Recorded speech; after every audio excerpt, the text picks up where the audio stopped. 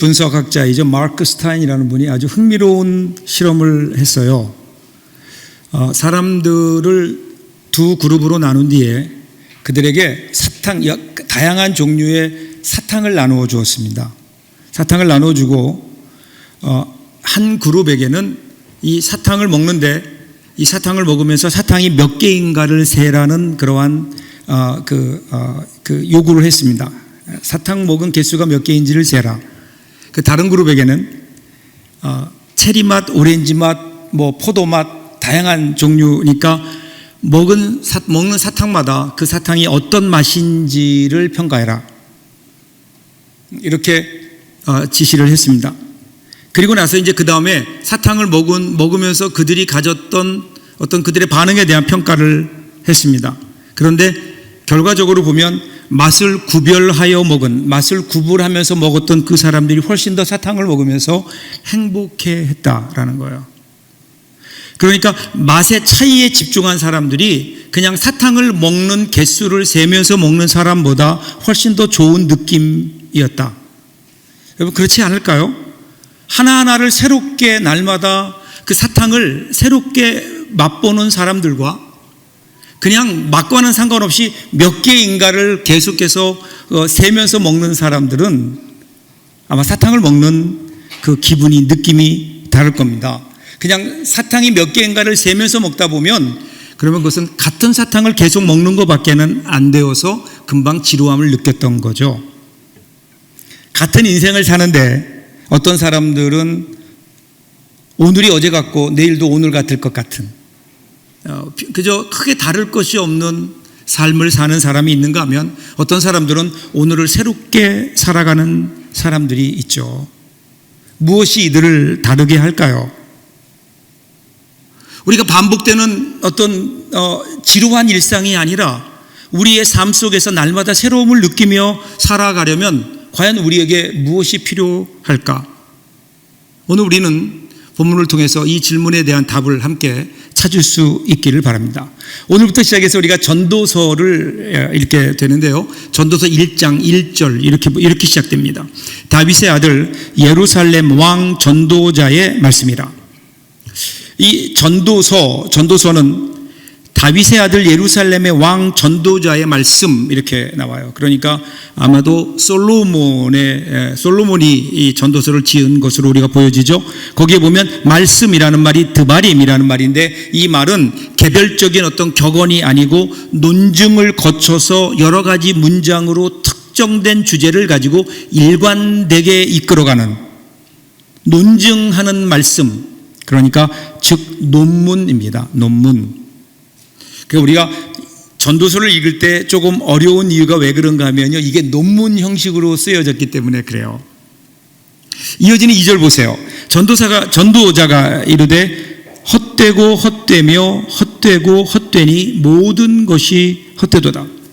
여기서 헛됨으로 번역된 그 히브리어가 헤벨이라는 말이에요. 헤벨. 이 말은 원래 입김이나 수증기를 뜻하는 단어입니다. 그래서 시편 62편 9절을 보시면 슬프도다 사람은 입김이며 인생도 속임수니 저울을 달면 그들은 입김보다 가벼우리로다. 여러분, 여기서 이 입김으로 번역한 단어가요, 헤벨이에요. 헤벨. 여러분, 우리가 추운 날, 날씨가 많이 추워졌잖아요. 추운 날 숨을 내쉬면 어떻죠? 하얗게 뿜어져 나오죠. 잠시 우리 입에서 뿜어지는 입김이 하얗게 되었다가 바로 사라지잖아요. 바로 그거예요. 그 입김. 새벽녘 풀잎에 잠시 맺혔다가 없어지는 아침 이슬 같은 것, 그리고 해가 뜨면 사라지는 아침 안개 같은 것들을 얘기할 때 우리가 헤벨 이렇게 얘기해요. 자, 근데 문제는요, 때로는 이 안개가 우리에게 영원할 것처럼 보인다는 데 있어요. 여러분, 광화문 광장을 30m 높이로 덮고 있는 안개를 한번 상상해 보세요.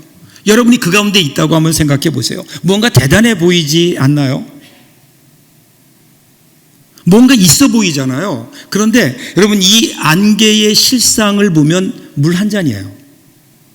그저 한 잔의 물이 600억 개가 넘는 물의 분자로 퍼져 있을 뿐입니다. 그러니까 아침에 해가 뜨면 그냥 한순간에 없어지는 거예요. 그럼에도 불구하고요, 이것이 대단해 보이니까, 그 순간 그 안개를 보면서 대단해 보이니까 사람들은 그것이 대단한 줄 알고 그것을 잡으려고 애쓰는 거예요. 그런데 잡히나요? 여기에서 헛되다라는 말의 또 다른 뜻은요, 손에 잡히지 않는다라는 의미예요. 무언가를 잡으려고 하는데 눈에 보이는 게 있어요. 그래서 그걸 잡으려고 하는데 안 잡혀요. 인간으로서 누릴 수 있는 것을 다 누려보았던 솔로몬, 전도서의 기자죠. 이 솔로몬이 그가 인생을 살면서 마지막 그의 인생의 결론이 뭐예요? 헛되고 헛되며, 헛되고 헛되니 모든 것이 헛되도다, 이런 뜻이에요. 여러분, 이 구절을 문자적으로 그대로 풀면 이렇게 돼요. 헛된 것들의 헛된 것, 헛된 것들의 헛된 것, 모든 것이 헛된 것이다. 얼마나 헛되면 이러겠어요. 여기 헛된 것들의 헛된 것, 이걸 보면요, 첫 번째 단어는 단수형이에요. 두 번째 단어는 복수형이에요. 그러니까 헛된 것들이 많이 있는데 이 세상에 그 가운데 가장 헛돼요. 그런데 그 헛된 게 3번이나 반복되고 있는 거예요. 그래서 솔로몬이 그의 인생을 살면서 마지막 내린 결론이 뭐예요? 내 인생은 헛되다 라는 거예요. 헛됨 그 자체다라는 거예요. 헛된 그 자체다. 자, 그럼 이제 문제는, 그렇다면 우리 인생은 그냥 그렇게 헛되고 무의미한 것일까? 그렇다면 우리가 인생을 열심히 살아야 될 이유가 어디에 있을까요? 정말 그렇게 헛되다면 뭘 이렇게 인생을 기쓰고 의미 있는 것처럼 살아야 되냐는 거예요. 전도서를 잘 보세요. 잠시 존재했다가 없어지는 것을 덧없다, 그렇게 이야기하죠. 그런데 잠시 존재하는 모든 것이 그렇다고 헛되고 무의미한 것은 아니라는 거예요. 중요한 것은 잠깐 있다가 사라지는 것들, 이 헤벨이라고 하는 것은 사실은 태고, 영원, 즉 오랜 기간, 영원을 의미하는 히브리어의 올람이라는 뜻이 있어요. 이게 영원을 말하는 거예요. 이것의 상대 개념으로 지금 헤벨이라고 하는 헛된 것이 사용되고 있는 겁니다. 그러니까 이슬과 안개, 수증기와 입김처럼 잠깐 눈에 보였다가 사라지지만 그럼에도 불구하고 그것이 무가치하지 않다는 거예요. 전도서는 절대로 이 땅의 헛됨이 결론이 아니에요. 오히려 하나님의 시간인 영원의 관점에서 바라보면 우리가 살고 있는 우리의 삶은 마치 대단한 것처럼 보이지만 사실은 바람에 스쳐 지나가는 것처럼 아주 짧다는 것을 인정하는 것, 이것이 지혜이고요.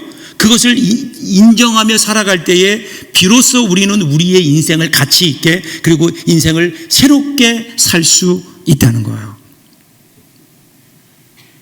우리의 삶이 헛된 것처럼 보이는 우리의 짧은 삶이, 그것이 영원의 관점으로 이어질 때, 그때는 우리 삶이 더 이상 허무하지 않고 의미가 있지 않을까요?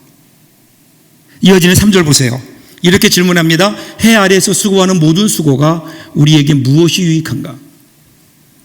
이것을 우리 문학기법에서는 수사의문문 그렇게 얘기하죠. 수사의문문이 뭐예요? 답은 이미 정해져 있는 거예요.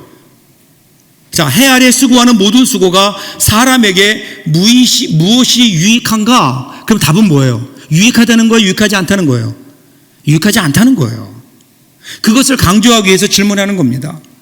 그리고 왜 우리 해 아래 수고하는 모든 수고가 사람에게 유익하지 않은가, 그 이유를 이렇게 설명해요. 해 아래에서 수고하기 때문이라는 거예요. 해 아래. 이 해 아래에서라는 표현은 구약 성경 전체에서 전도서에만 나오는 아주 특징적인 표현입니다. 그리고 또 하나, 이와 유사한 표현으로 하늘 아래에서라는 표현이 나와요. 오늘 본문에서 2절만 밑으로 내려가시면 전도서 1장 13절이에요. 마음을 다하며 지혜를 써서 하늘 아래에서 행하는 모든 일을 연구하며 살핀즉 이는 괴로운 것이니 하나님이 인생들에게 주사 수고하게 하신 것이라. 두 말이 비슷해 보이지만 전혀 다른 의미예요. 하늘 아래에서라는 표현은 전도서에서 그 하나님이 언급되는 최초의 구절, 그 구절에 나오는 그 하나님과 연관되어서 이 하늘 아래에서라고 하는 구절이 나오고 있어요. 5장 2절도 보시면요, 하나님은 하늘에 계시고 라는 표현에서 알 수 있듯이 하늘, 전도서에서 하늘이라고 하는 것은 하나님이 계시는 곳이에요. 그렇기 때문에 하늘 아래 산다고 하는, 해 아래 산다고 하는 것과 하늘 아래 산다고 하는 것은 전혀 다른 삶의 양식이에요. 이 하늘 아래에 산다, 이 말은 하나님과 연관된 삶인 거예요. 반면에 해 아래에서의 삶은 하나님과 상관이 없는 삶입니다. 하나님으로부터 떠나 있고 오직 해 아래에서만이 삶이 세상의 전부라고 생각하고, 그래서 그 아래, 해 아래 살아가면서 거기에 열을 올리고 그 모든 것을 누리고 모든 것이 해 아래에 있다고 생각하는 삶, 그 삶이 해 아래에서의 삶이에요. 그러니까 해 아래에 살다 보니까 해 너머의 삶을 알지 못해요. 그 너머의 삶에 무관심해요. 그 삶을 무시한 나머지 그것은 바라보지 못한 채 그냥 눈앞에 펼쳐지는 해 아래 삶에 집중하는 거예요. 그렇게 살면 결론이 뭐라고요? 헛되고 헛되며 헛되고 헛되니 모든 것이 헛되도다. 헤벨인 거예요. 이유가 해 아래 삶을 살기 때문이다. 이어지는 4절부터 보시면요, 이제 이러한 해 아래 사는 삶의 사람들의 모습을 계속해서 설명합니다. 4절 보세요. 한 세대는 가고 한 세대는 오되 땅은 영원히 있도다. 여기에서 가고 오고, 이 말은 계속해서 진행되는 거예요. 그러니까 한 세대가 오고 그 세대가 가요. 그러면 또 다른 세대가 오고, 그럼 그 다음 세대는 영원히 사나요? 아니에요. 그 세대도 시간이 지나면 가요. 그런데 땅은 영원하다. 여러분, 조선시대에 방랑시인 김삿갓이라고 아시죠? 이 김삿갓이 하루는 길을 가다가 날이 저물었어요. 날이 저무니까 이제 하룻밤을 유할 집을 찾는데 마침 거기에 보니까 큰 집이 한 채가 있어요. 그래서 그 집에 가서 문을 두들깁니다. 그래서 그 나오는 주인장에게 오늘 내가 이곳을 지나게 되었는데 하룻밤 좀 잘 수 있겠냐고, 하룻밤 유할 수 있겠냐고. 그랬더니 그 주인이 이런 지하에 거절하는 거예요. 여기는 여관이 아닌데 여기서 어떻게 다른 사람들을 재울 수 있겠느냐, 다른 데 가보라고. 이 쌀쌀맞은 태도에 오기가 났어요, 김삿갓이. 그래서 그 주인에게 묻습니다. 실례지만 주인장은 이곳에서 몇 년이나 살았습니까? 얼마나 오래 살았습니까? 그랬더니 그 말에 그 주인이 아주 어깨에 힘을 주면서 우리 가정은 이 집에서만 16대를 계속해서 살았습니다. 아주 자랑스럽게 이야기한 거예요. 이 주인의 대답을 들은 김삿갓이 물어요. 그럼 그 16대가 지금 다 어디 있습니까? 생존해 있습니까? 그러니까 주인이 답답하다는지 대답하죠. 아니, 그야 다 이 세상을 떠났죠. 이 세상 떴죠. 그랬더니 김삿갓이 웃으면서 이렇게 얘기해요. 그렇다면 당신도 살다가 언젠가는 갈 것이 아니겠소? 따지고 보면 당신도 여기 왔다 가는 나그네고 나도 오늘 밤 하루 여기 자다 가는 나그네인데 같은 처지에 너무 야박하게 굴지 말고 하룻밤 쉬어갑시다. 집주인이 그의 말을 듣고 고개를 끄덕이며 집에 들어와서 하룻밤을 쉬어가도록 허락했다라는 일화가 있죠. 여러분, 이것이 사실은 그런데 인생이 아닐까요? 여러분, 지금부터 90년 후에 혹시 이 자리에 있을 사람이 있을까요? 우리 중에 있다면 정말 그분에겐 죄송해요. 그런데 없을 것 같아요. 90년 후에 여기에 누가 있을까요? 한 사람도 없어요. 교회는 그대로 있을 겁니다. 이 거리는 그대로 있을 겁니다. 그런데 내가 살고 있던 이 자리에 세월이 흐르면서 어느 순간 내가 아닌 다른 사람이 내가 있던 자리에 살고 있다. 한번 여러분 그 광경을 상상해 보십시오. 그런데 여러분, 그것이 우리 인생이 아닐까요? 우리는 마치 이곳에서 영원히 살 것처럼 생각하지만, 근데 그것은 마치 해가 뜨면 한순간에 없어지는 안개와 같이 우리 인생이 그렇게 하나님의 영원의 순간에서 보면 그저 한순간의 찰나를 살고 가는 것에 불과한데, 오늘 우리는 마치 이것이 영원할 것이라고 그렇게 생각하고 살고 있는 것은 아닐까. 이어지는 5절 7절 보세요. 해는 뜨고 해는 지되 그 떴던 곳으로 빨리 돌아가고 바람은 남으로 불다가 북으로 돌아가며 이리 돌며 저리 돌아 바람은 그 불던 곳으로 돌아가고 모든 강물은 다 바다로 흐르되 바다를 채우지 못하며 강물은 어느 곳으로 흐르든지 그리로 연하여 흐르느니라. 사라지는 것, 계속해서 변화하는 거예요. 마치 해처럼 바람처럼 강물처럼 그렇게 흘러갑니다. 해가 떴다가 집니다. 바람은 불다가 남을 향해 불다가 북으로 돌아갑니다. 모든 강물은 쉼 없이 흐르면서 바다를 향해 흘러가고 그리고 어디서부턴가 다시 또 그 강물은 흐르기 시작합니다. 우리의 주위에 돌아가는 우리의 자연의 환경을 보면 무한 반복인 거예요. 무한 반복. 우리가 살고 있는 이 세상도 그렇지 않나요? 우리가 살고 있는 이 세상도 보면 그냥 무한 반복인 것 같아요. 무언가 쉬지 않고 흘러갑니다. 사람들은 이 땅에서 무언가 날마다 새로운 것을 만들어내고 그리고 새로운 것들이 이 땅에 흘러 넘쳐나는 것처럼 보입니다. 그런데 여러분 그거 아세요? 새로운 것을 소유하는 그 순간 그 새로움은 더 이상 새로운 것이 아닌 게 되는 겁니다. 그래서 어떻게 해요? 또다시 새로운 것을 추구하는 거예요. 인공지능, 여러분 사물, 인터넷, 로봇, 나노 생명공학, 정보통신 기술, 이 세상은 숨을 쉴 틈이 없을 정도로 빠르게 돌아갑니다. 자, 근데 문제는 이렇게 어지럽게 무언가 날마다 새로운 것들이 막 움직이는 것 같고 이 세상은 엄청나게 변화하는 것 같은데 그런데 어떤가요? 여러분 그 가운데 모든 것이 변하는 이 새로움 속에서 우리는 새로움을 느끼냐는 거예요. 우리는 그 가운데 무언가 내가 새로워지는 그러한 경험이 우리들에게 있는가? 그 속에서 우리는 새로움을 즐기고 있는가? 누리고 있는가? 그렇지 않다는 거예요. 8절 보세요. 모든 만물이 피곤하다는 것을 사람이 말로 다 말할 수는 없나니 눈은 보아도 족함이 없고 귀는 들어도 가득 차지 아니하는도다. 날마다 무언가 새로운 것들이 막 넘쳐나고 이 세상은 날마다 변하는 것 같고 새로움을 계속해서 추구해가는 것 같은데 그런데 그 가운데 정말 새로움을 우리들이 경험하지 못해요. 새로움을 우리들이 사는 것이 아니라 오히려 어지러워요. 과연 새로움이 무언가? 과연 우리는 새로워질 수 있을 것인가? 자, 9절 10절 보세요. 그 전도자가 이렇게 질문해요. 이미 있던 것이 후에 다시 있겠고 이미 한 일을 후에 다시 할지라 해 아래에는 새 것이 없나니 무엇을 가리켜 이르기를 보라 이것이 새 것이라 할 것이 있으랴 우리가 있기 오래전 세대들에게도 이미 있었느니라. 새 것이 없다라는 말에 저의 고개가 끄덕입니다. 우리는 무언가 새로움을 추구하면서 새로운 것을 찾아내고 새로운 것을 만들어가지만 바로 그 새로움은 사라져버리게 되는 거예요. 마치 안개를 잡는 것과 같다. 그래서 뭐예요? 이것이 해 아래에서 살아가기 때문인 거예요. 헤벨의 인생으로 바뀌는 거예요.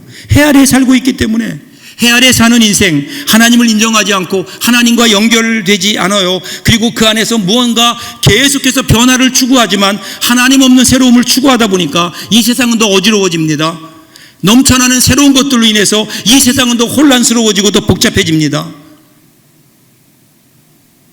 정말 새로움은 없는 것일까? 사랑하는 여러분, 존재하는 모든 것들은 낡아짐의 운명을 가지고 있어요.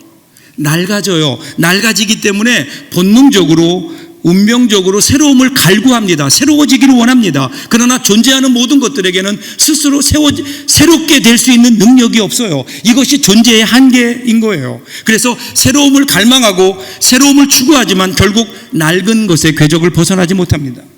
그런데 유일하게 내가 만물을 새롭게 하노라 이렇게 선언하신 분이 있어요. 그분이 바로 예수 그리스도십니다.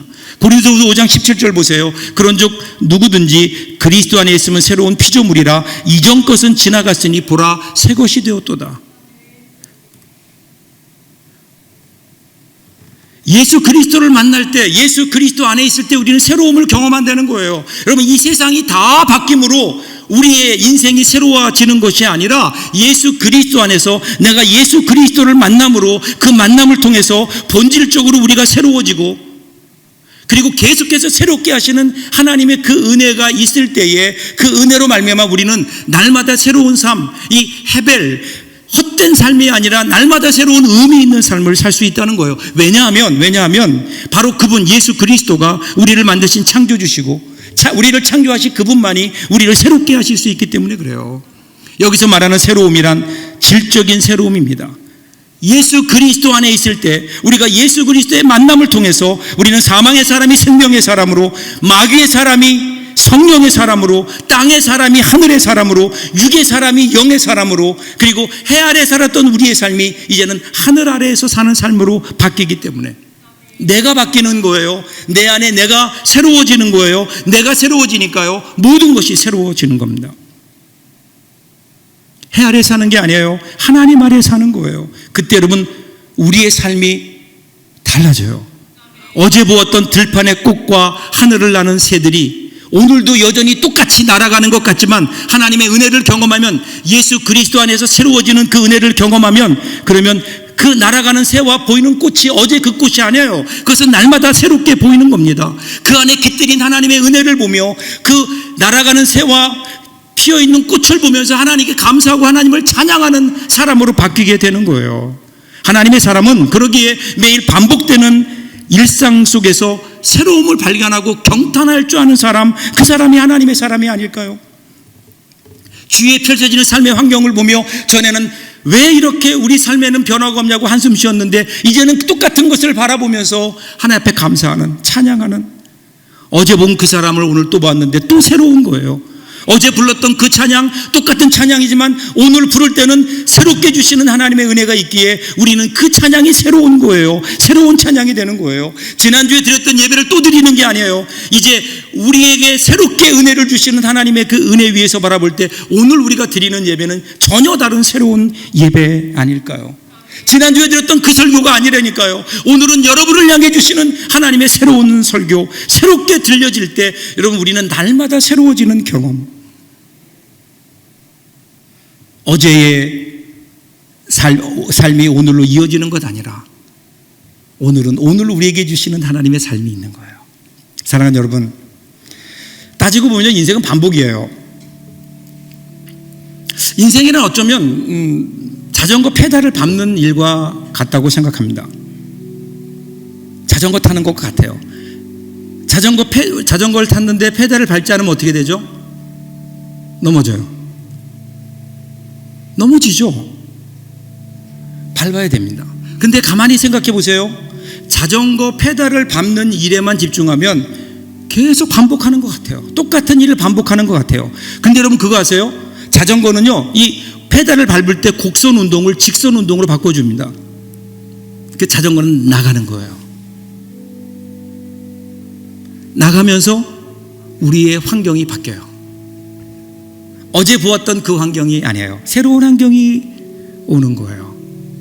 날마다 반복되는 일들이 때로는 우리를 권태와 허무 속에 빠뜨리기도 하지만, 그런데 여러분 거기에 새로움이 있다고요. 우리가 날마다 무한 반복하는 것 같은 우리의 일상 속에서 새로움을 발견하지 못한다면 어디에서 우리는 새로움을 발견할 수 있을까요?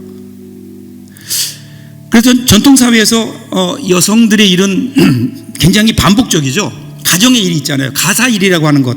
그런데 이 무한 반복되는 이 가사일을 우리 조상들은요, 살림이라고 얘기했어요. 살림이 뭐죠? 살리는 거예요.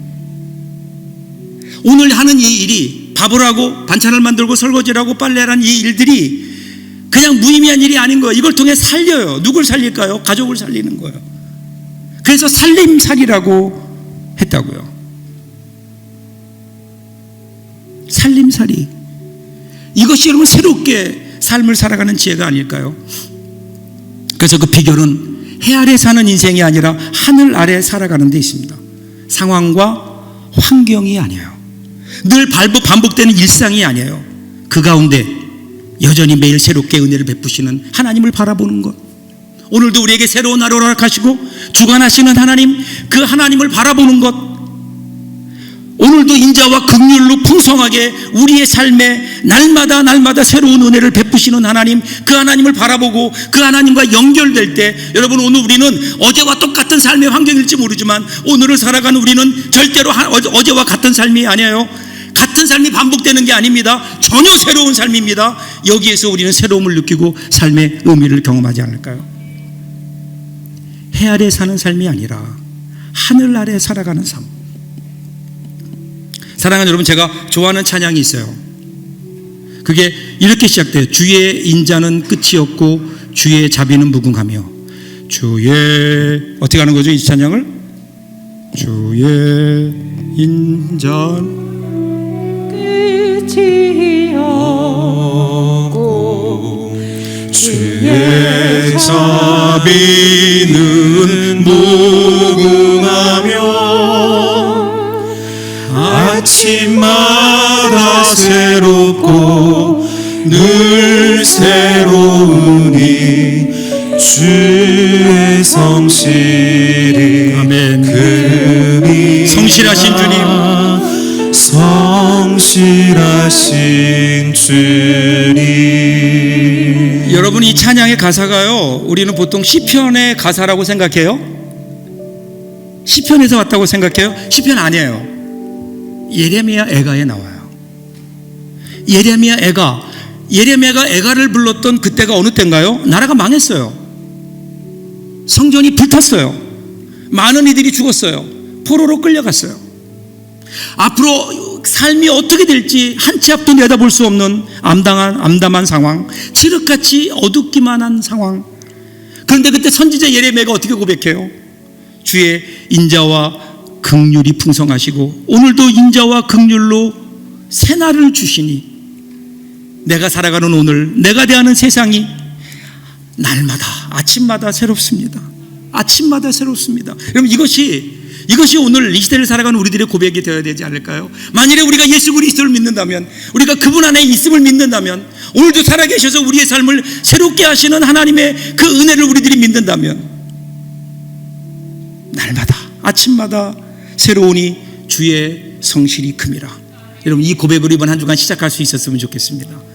그래서 이번 한 주간 동안 지금까지 살아왔던 삶의 연장이 아니라 우리에게는 전혀 새로운, 우리 인생에 처음으로 경험하는 놀라운 일들이 가득한, 그래서 하나님 앞에 감사하는 복된 한 주간이 저와 여러분들에게 열려지시기를 주님의 이름으로 축복합니다. 기도하겠습니다.